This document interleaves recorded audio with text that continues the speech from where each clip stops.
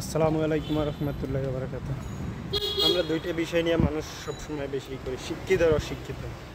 আসলে আমরা শিক্ষিত শিক্ষিত বলতে কী যে বুঝি বর্তমানে সেটাই আমরা বুঝি না। দেখেন, আমরা যাদের শিক্ষিত বলি তারা প্রাতিষ্ঠানিক শিক্ষিত, পারিবারিক শিক্ষা এদের অনেকাংশেই নাই। দেখেন, এরা অনেকে অনার্স মাস্টার্স পিএইচডি করা, কিন্তু এদের ভিতরেই বেশিরভাগই দুর্নীতি, সুদ, ধর্ষণ, মা বাবাকে বৃদ্ধাশ্রমে, এমন কোনো অপরাধে নাই যা শিক্ষিতরা করে না। সব ধরনের অপরাধে শিক্ষিত মানুষরা জড়িত।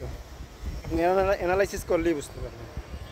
প্রাতিষ্ঠানিক শিক্ষা আসলে একটা মানুষের জীবনে সব কিছু না। পারিবারিক শিক্ষা সবচেয়ে মোস্ট ইম্পর্ট্যান্ট হলো যেটা ধর্মীয় শিক্ষা। আমাদের অধিকাংশ মানুষের ভিতরে ধর্মীয় শিক্ষা নাই, নিজের ধর্ম সম্পর্কে ধারণা খুবই কম, আর যাদের আছে তারাও ঠিক মতো মানে না।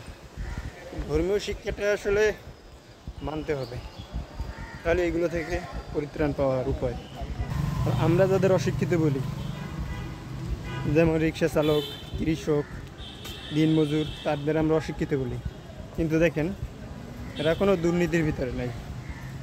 সুদ, ঘুষ, ধর্ষণ, হত্যা মামলা, তারপর দুর্নীতি, মা বাবাকে বৃদ্ধাশ্রমে রাখা, এইসব কাজে কিন্তু তারা কোনোভাবেই সংযুক্ত নয়। তারা এইসব থেকে দূরে মা বাবাকে সম্মান করে, মা বাবাকে ভালোবাসে এবং বৃদ্ধ পর্যন্ত তাদের দেখাশোনা করে। ঠিক আছে, আসলে তাদের ভিতরে ধর্মীয় শিক্ষা আছে, পারিবারিক শিক্ষা আছে, সামাজিক শিক্ষা আছে।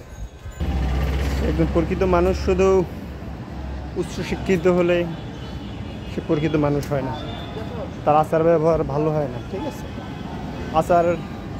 আচরণ ব্যবহার এগুলো সব পারিবারিক শিক্ষা, ধর্মীয় শিক্ষা এবং সামাজিক শিক্ষা, এগুলো থেকে আসলে আমাদের শিক্ষা অর্জন করা উচিত।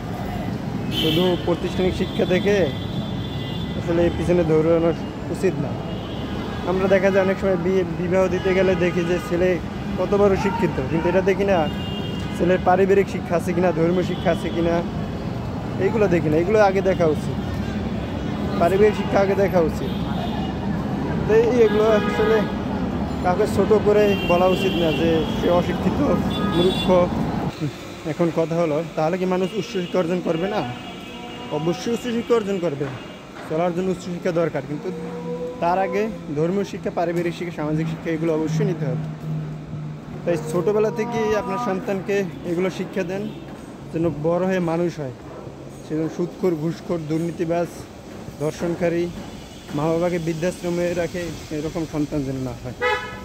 এই ছোটোবেলা থেকেই শিক্ষা অর্জন করেন। সবাই ভালো থাকবেন, সুস্থ থাকবেন।